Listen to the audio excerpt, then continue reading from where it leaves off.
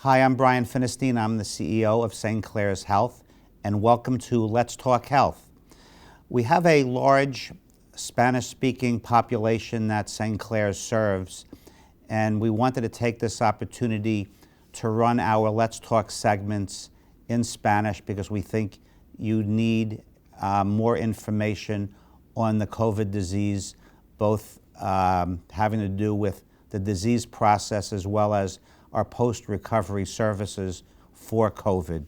So what I'm going to do now is turn the program over to Carlos Marconi and our featured guests. Hola, soy Carlos Marconi, el director administrativo del Hospital de St. Clair's, y el nombre de nuestra serie es Let's Talk Health. Traducido a español, Hablemos de Salud. Hoy día, junto a mí está el doctor Estradis Estrada, jefe de la medicina interna de St. Clair's. También me encuentro con el doctor Carlos Caprielli, director de programas de Asociación para la Salud Materno-Infantil del Norte de Nueva Jersey, del Condado de Morris, Centro de Éxito para Familias. Hemos recibido preguntas de la comunidad con respecto a COVID y a través de esta serie queremos responder a sus preguntas y proporcionar recursos y información para que estén más informados y para obtener la atención que necesita. Bienvenidos al Dr. Estrada y Dr. Caprielli. Comenzamos con Dr. Estrada. Sabemos que hay muchas personas preocupadas por la seguridad de la vacuna COVID-19. ¿Puede describir cómo funciona la vacuna para protegerlos del COVID-19? Sí. Hay dos maneras de vacunar o dos maneras en las cuales funcionan las vacunas. Una es cómo funcionan las vacunas de Moderna y Pfizer, y la otra forma es cómo funcionan otras vacunas como la de Johnson & Johnson y AstraZeneca. Las vacunas de Moderna y de Pfizer usan un sistema llamado Messenger RNA, eso es en inglés. En realidad es ácido ribonucleico mensajero. Eso es una sustancia que está en las células del virus y el DNA o ADN del virus, que es ácido deoxirribonucleico, tiene la información genética para que el virus haga proteínas que lo ayudan a comunicarse con las células de los humanos o a quien infectan. Esa proteína se llama proteína pico, y a través de esa proteína que está en la superficie del virus, ellos se unen a las células de uno normales y así es que causan infección. Ahora, el virus hace hace esa proteína con la información que tiene el ADN, pero la información la transmite el ARN, que es el Messenger RNA, o sea, ARN mensajero. Lo que ha hecho Pfizer y Moderna es que han tomado ARN mensajero, y los trae a las células nuestras para nosotros hacer esa proteína que hace el virus. Entonces, cuando ya la proteína está hecha, la célula se disuelve y el sistema inmune ataca a la proteína pico. La proteína pico es, vuelvo a decirles, como el virus se une a las células humanas y si no tiene esa proteína no puede causar infección. Entonces, las vacunas de Messenger RNA como Moderna y Pfizer funcionan de esa manera.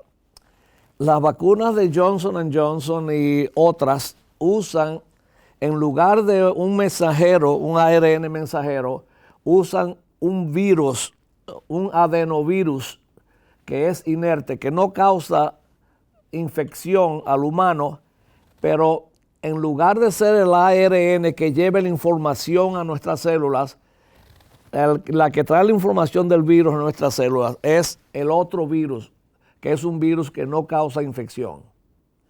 Y así entonces las células hacen lo mismo, fabrican la proteína pico y cuando la fabrican, el sistema inmune, que se da cuenta que no es una proteína normal en nosotros, ataca a esa proteína y así ataca al virus cuando el virus nos invade.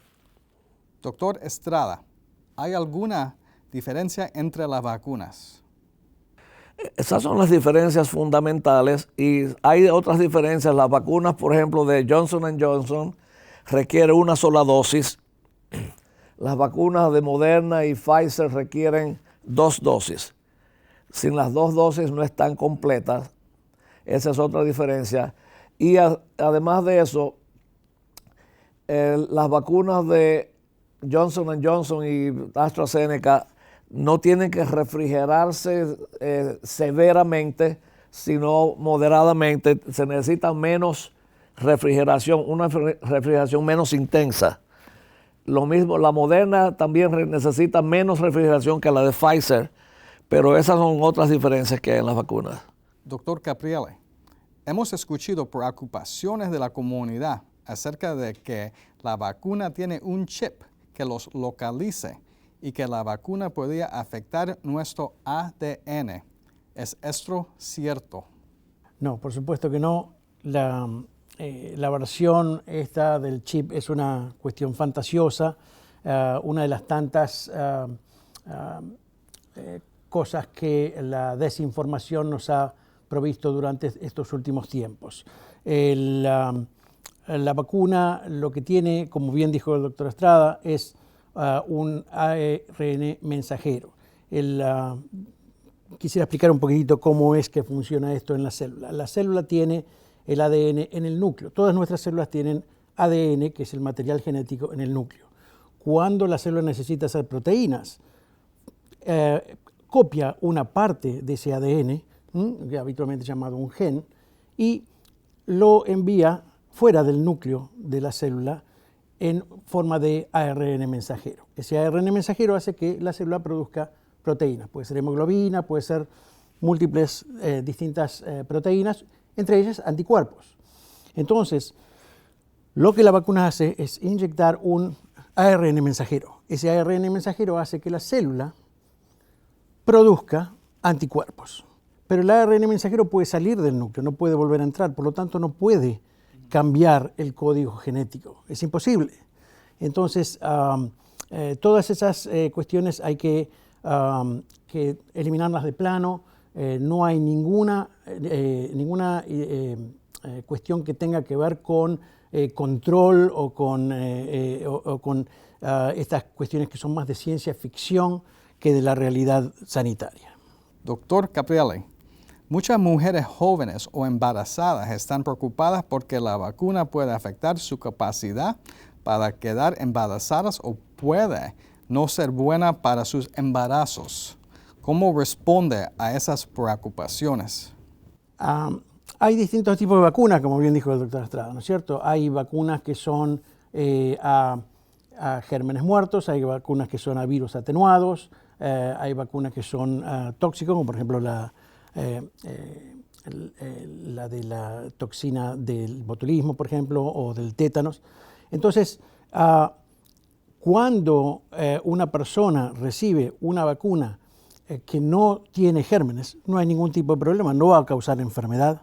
Cuando una persona recibe una vacuna virus atenuados, eso significa que esa vacuna, específicamente doy el ejemplo de la vacuna del sarampión, por ejemplo, de la rubiola, esas vacunas van a producir una enfermedad moderada o leve que sirve para que la persona genere anticuerpos. Esas son las vacunas que están contraindicadas en el embarazo, pero las otras vacunas no. Por lo tanto, no hay que tener miedo y teniendo en cuenta que el COVID-19 es una enfermedad que puede producir lesiones severas o hasta la muerte, como hemos visto, hemos pasado el 500.000 de muertes aquí en Estados Unidos. Yo creo que el costo-beneficio es algo que tenemos que tener muy en cuenta. No hay que tener miedo a las vacunas, hay que aplicar las vacunas.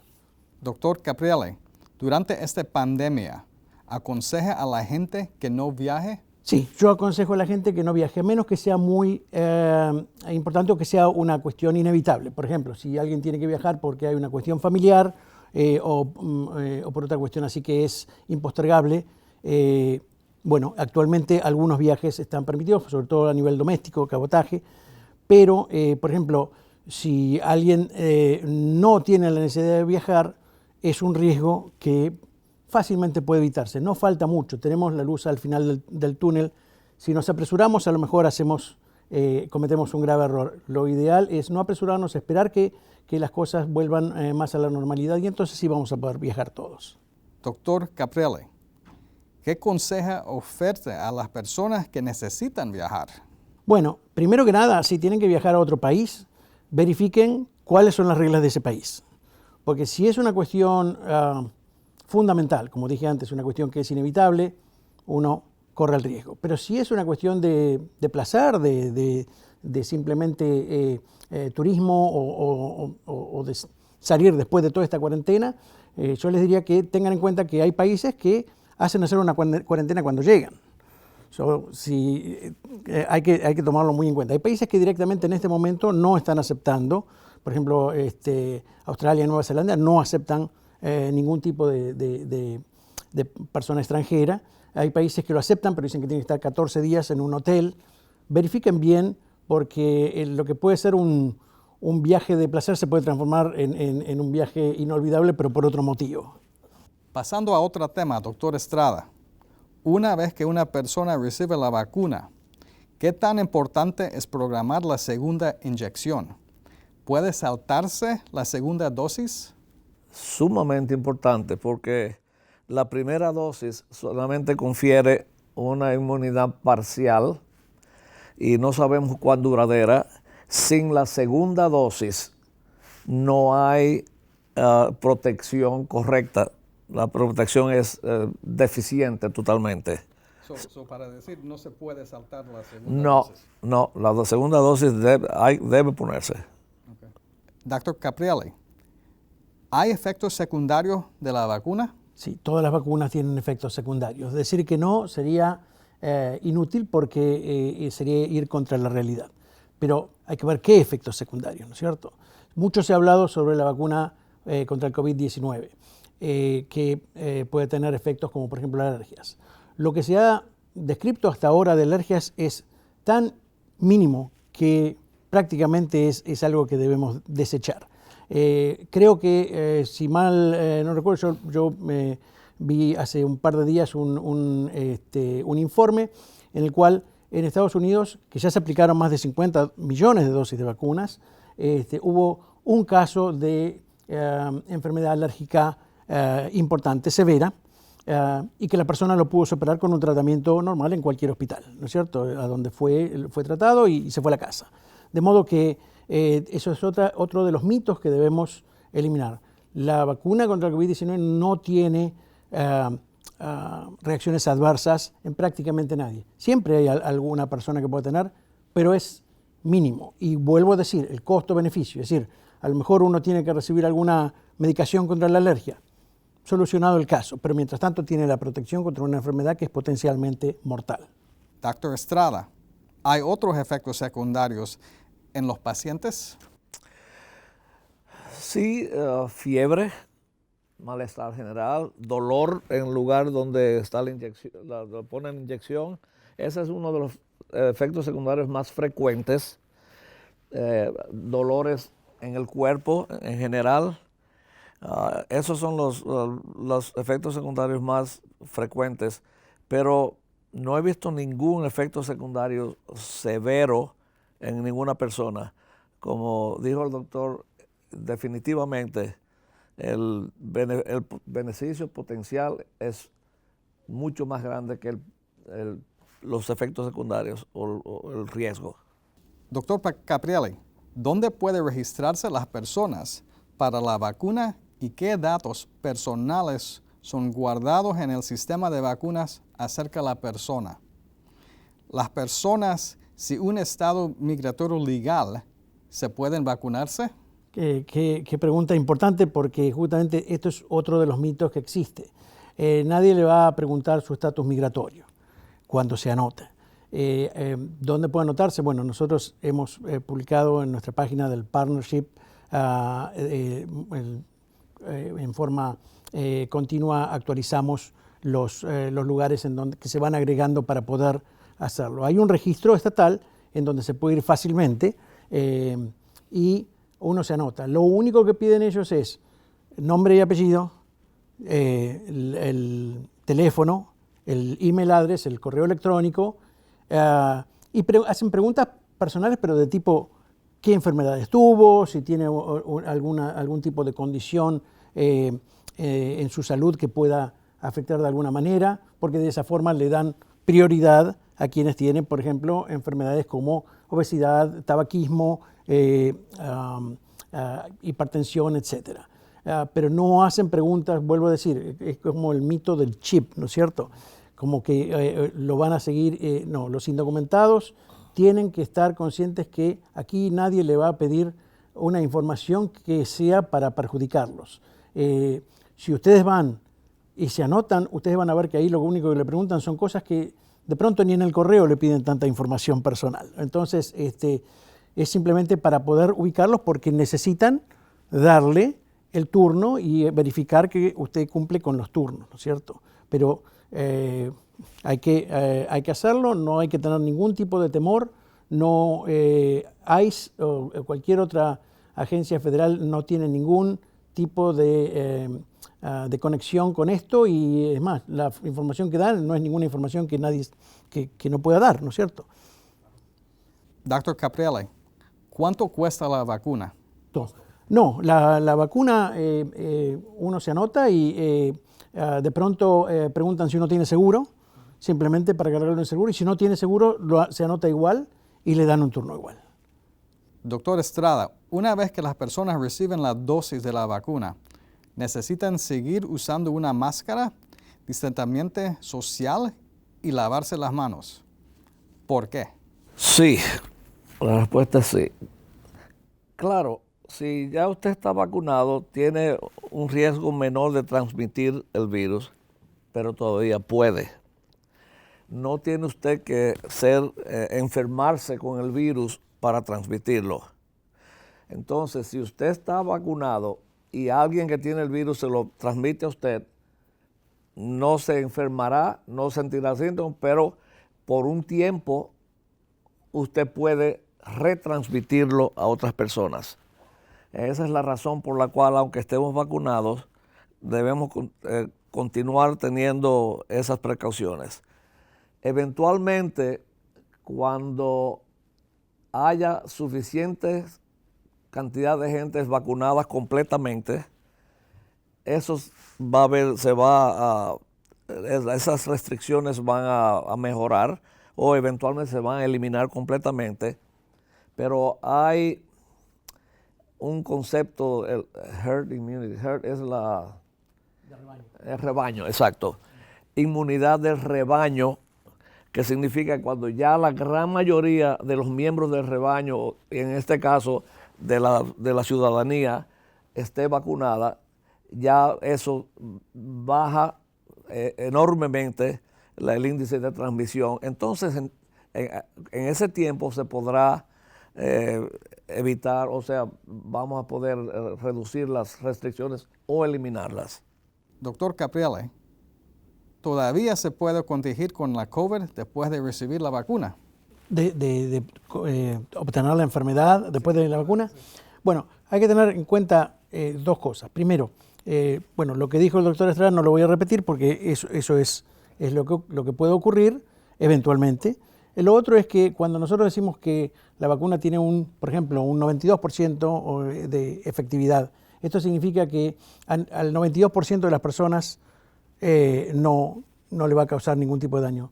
El otro 8%, es decir, 8 de cada 100 personas pueden tener la enfermedad, pero teniendo la vacuna, esa enfermedad va a ser, o pueden tener la infección, digamos, o pueden tener una enfermedad muy leve, que no va a requerir ni tratamiento, ni internación en un hospital. Eso es algo, por ejemplo, que están diciendo con respecto a la vacuna que recién acaba de ser distribuida, que es la de Johnson & Johnson. Tiene un un poquito menos de 70%, ¿no? O alrededor del 70%. Esto significa que 30% de las personas pueden infectarse, pero de ese 30% de las personas que pueden infectarse, la vacuna de Johnson & Johnson, en las pruebas que se hicieron, ninguna de ellas tuvo una enfermedad grave o necesitó de hospitalización. Es decir, que cubre el 100% de las hospitalizaciones y demás. O sea, no genera una enfermedad que necesite una internación o mucho menos una visita a la unidad de cuidados intensivos y definitivamente ninguna muerte.